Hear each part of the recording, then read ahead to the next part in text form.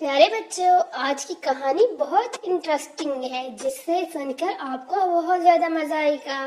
تو چلیں شروع کرتے ہیں ہم اپنی کہانی ہے حساب جوں کا تو کنبا ڈوبا کیوں نہیں۔ یہ ہے کہانی۔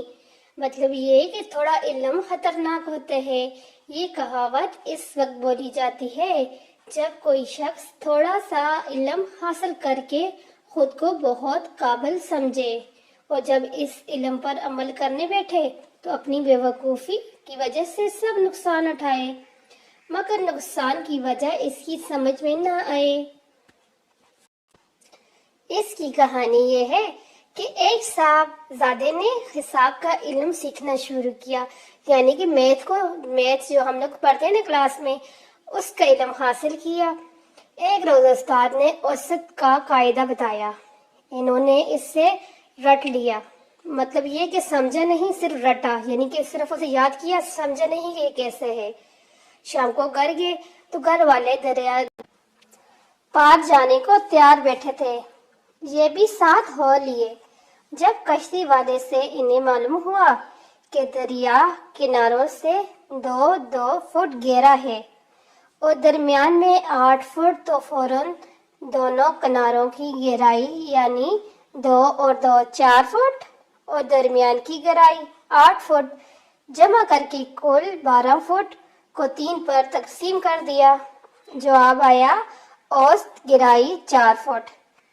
اس قاعدے سے تو دریا کی گہرائی بالکل کم تھی، اس لیے انہوں نے ہوشی ہوشی گھر والوں کو بتایا کہ کشتی کا کرایہ بچ جائے گا، بغیر کشتی کے بھی دریا پار کیا جا سکتا ہے۔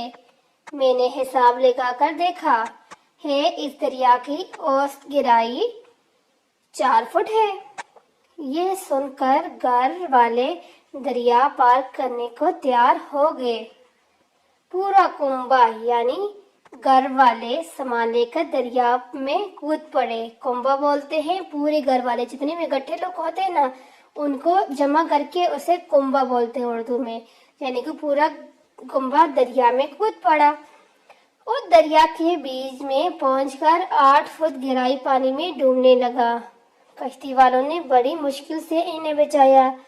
صاحبزادے پانی میں شرابو کنارے پر پہنچے تو دوبارہ حساب جوڑ، وہی جواب آیا۔